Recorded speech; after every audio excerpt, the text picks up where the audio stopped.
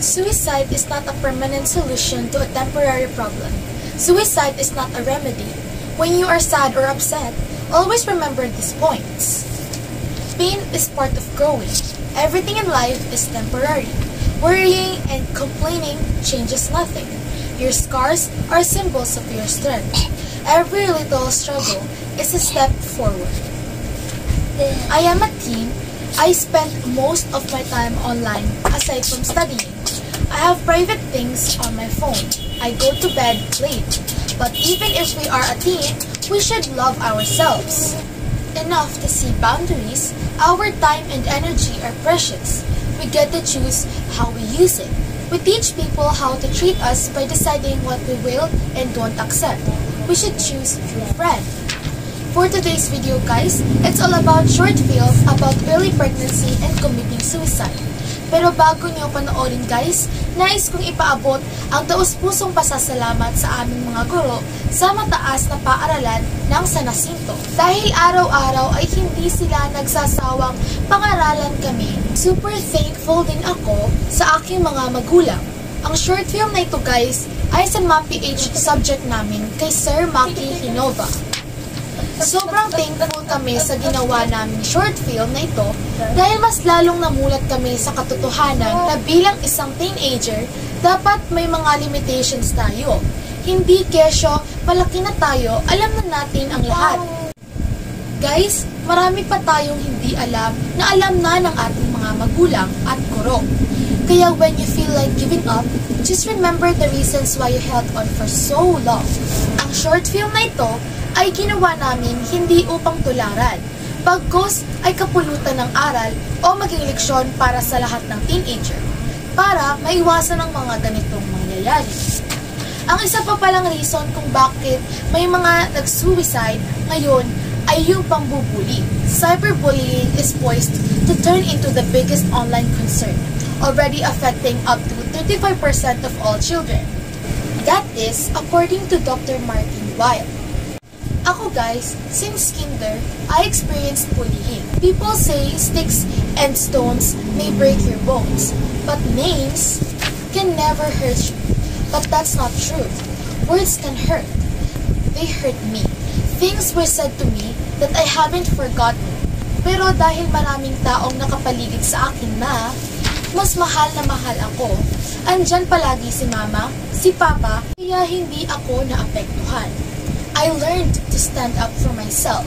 So to those people na mahilig manira, manghusga, mambuli, makinig po kayo. Sabi nga nila, you are the master of your mind. So, no one can make you feel inferior without your consent. Eh, bakit po kayo nagpapaalipin sa mali? Stop bullying. Kasi para po sa akin, I would rather be a little nobody than to be an evil somebody. Sa mga nabubuli, tandaan nyo ito. You will always be criticized, teased, and bullied for things that make you different na wala sila.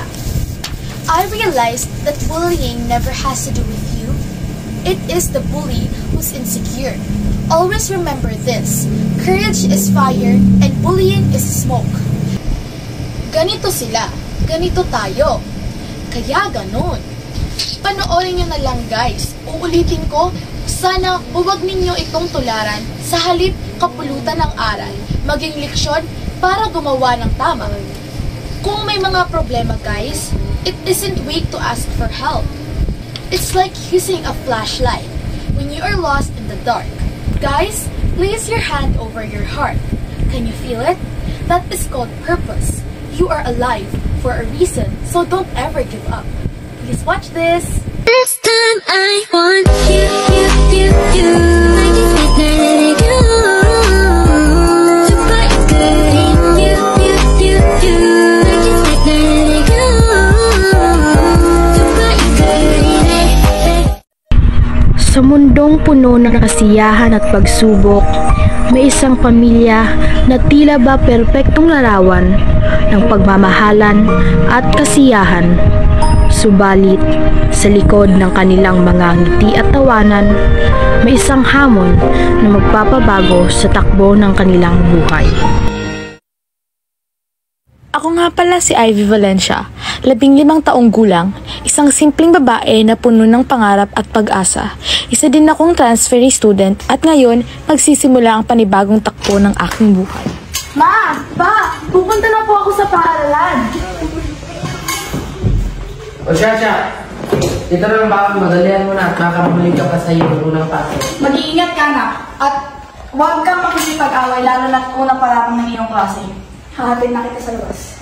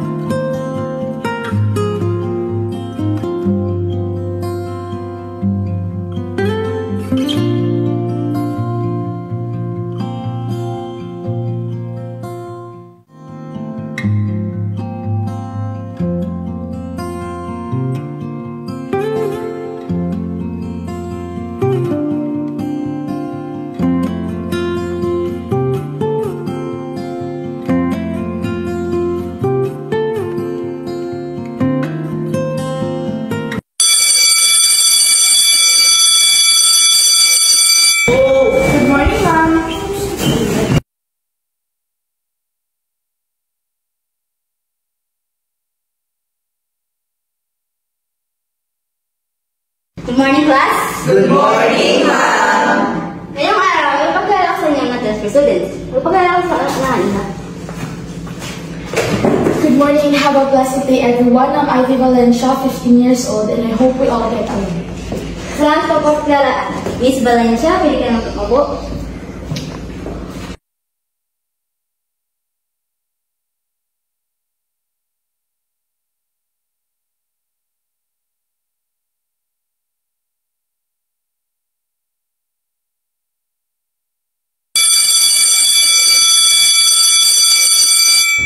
Class dismissed. Goodbye, class. Goodbye, ma'am!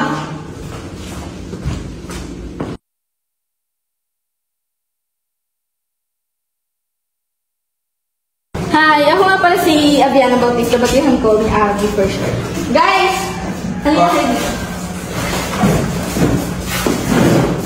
Hi, I'm Cordelia Suarez. Hi, I'm Scarlett Flores. And I'm Raven Wall. I'm Luna Valeria. I'm Stella. I'm Kaiser Diaz, and you can also call me Kai. I'm Calens, or Cal for short. Nice to meet you all. Okay. Nice to meet you too.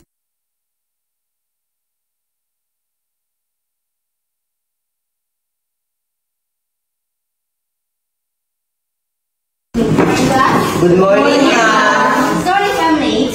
Ay ipapagawa ko sa inyong activity for section. At isend ko lang ito sa inyong visit. Okay. Noted. Copy. Noted na siya. Bye, ma'am. Bye, ma'am. So guys, ano plano? I'll make a vision na lang about sa activity natin at gano'n muna tayo. Okay. Ikaw ba, Iris? Sasama ka? Sige na, Ivy, sama ka na. Okay. Sige, tara.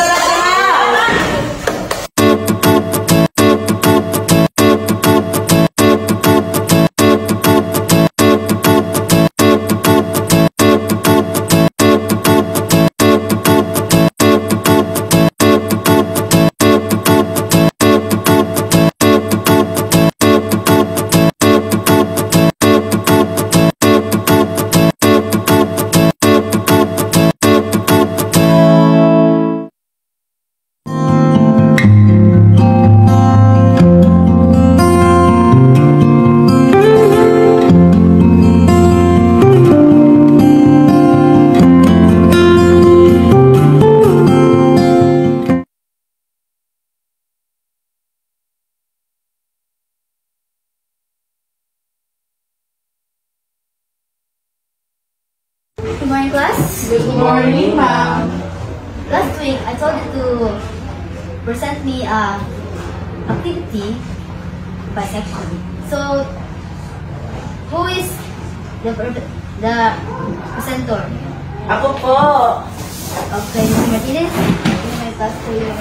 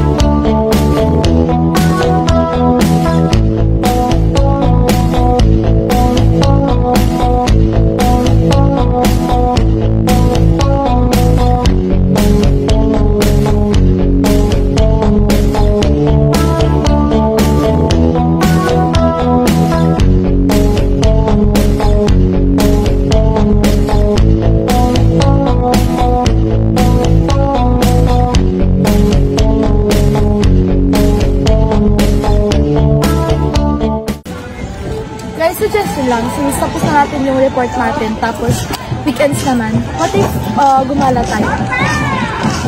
Pwede naman. Anong lugar kaya ang pwede natin puntahan? Mag-net swimming kaya tayo. Saan? Tara? Saan? Saan? Sa water park.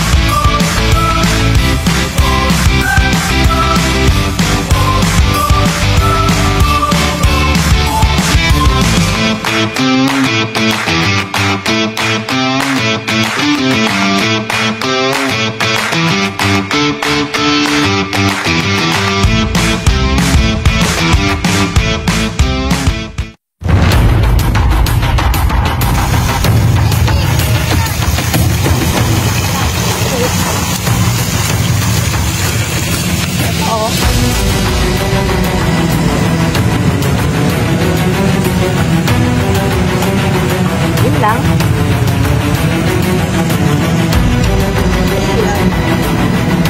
Ano yung nangyari? Ano? Bala ka na dyan? Dito muna ako, magpapahinga muna ako.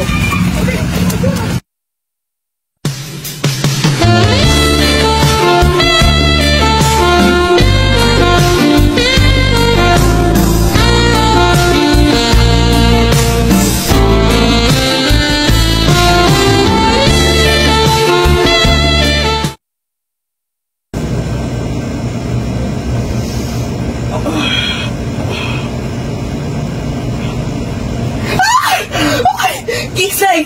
Tingnan mo ginawa mo sa akin! Ito ginawa mo kahit pagkaboy ka! Okay, so class. Oh, Mom, Yes? may I go out? Yes, may. Thank you, Mom.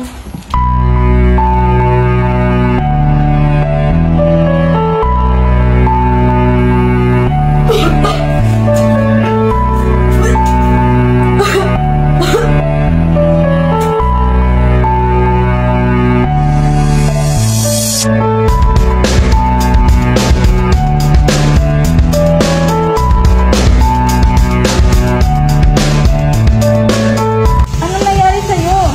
Wala to. Okay ka lang? Oh, okay lang ako.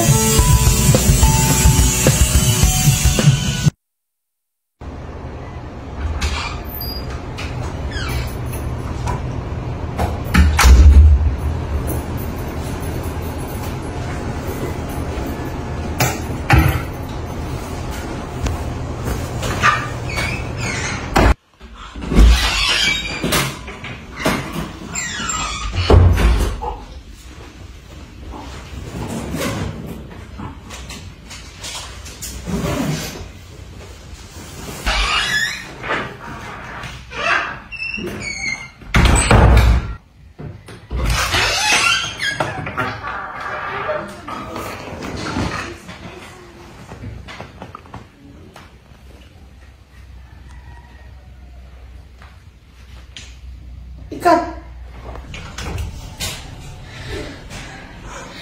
Hindi to pwede! Hindi to pwede! Anong gagawin ko? Lagot ako nito kala mama.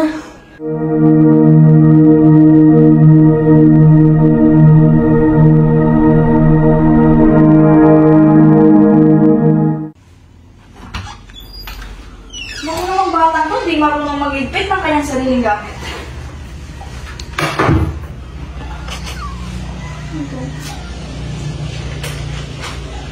Ivy! Ano to? Ano, ma? Eto. Ano to? Ma, I'm really sorry, but buntis ako. How dare you? Anong nangyayari dito? Ang anak ko, buntis! Bakit ka nagpabuntis? Hindi pa ilang beses ko nasabi sa'yo na huwag kang magpapabuntis. Sino ka ba nito? Papuntahin mo siya dito ngayon na.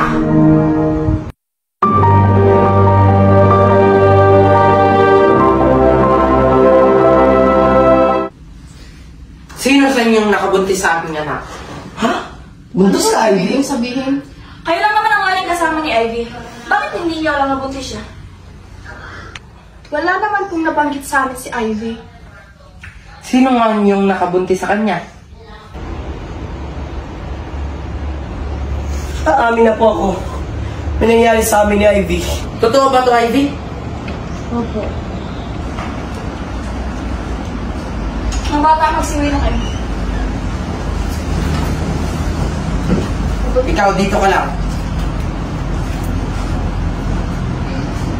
Ingat kayo. Bakit mo siya binuntis? Di ko po kasi alam yung ginagawa ko ng mga oras na yun. At may tao rin po nagpainom sa amin ng gamot para magawa namin yung bagay na yun. Sino? Di ko po alam. Isa po sa pumunta rito yung gumawa ng ganung bagay para magawa mo namin po. Kilala mo ba? Hindi po, pero para po sa akin, yung mga kasama po namin nung gumala po kami yung gumawa. Ano kaya natin sa kanila ba kami nakakita? Sa tingin niyo ba maniniwala ako sa inyo? Nagsabi naman po kami ng totoo eh. Di mo alam kung gaano katagal ang pagpalaki namin sa kanya?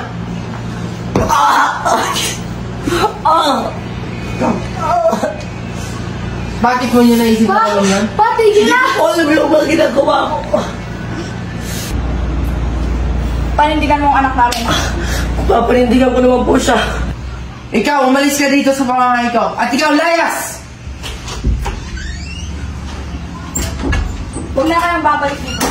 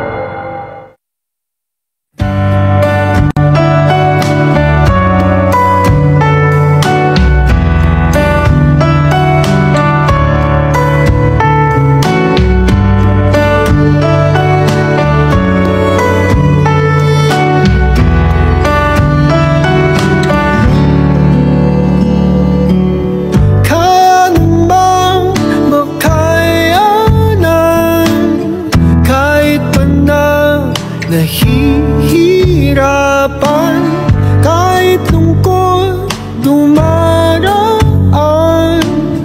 pag natuyo na ang luha.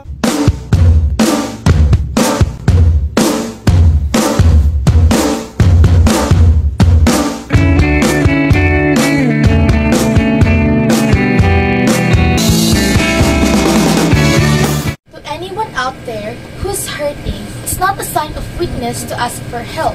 It's a sign of strength. Andyan ang ating mga magulang, guro, at mga totoong kaibigan. Please don't commit suicide. As I've said in my intro, suicide is not a permanent solution to a temporary problem, meaning to say, suicide is not a remedy.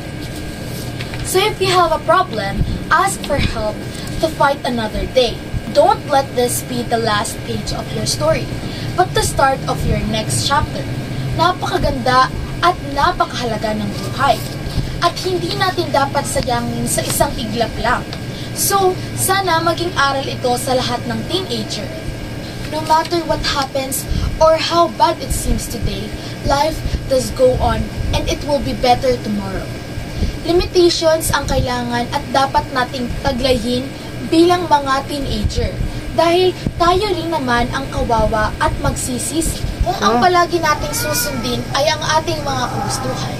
Hindi paggitil sa ating buhay ang solusyon sa ating mga problema. May mga magulang tayo na nagmamahal. Andyan ang ating mga guro na pwede nating pagsabihan ng ating mga problema. Kaya once na tayo ay pagsabihan or mapagalitan, sana guys, huwag natin itong masamain.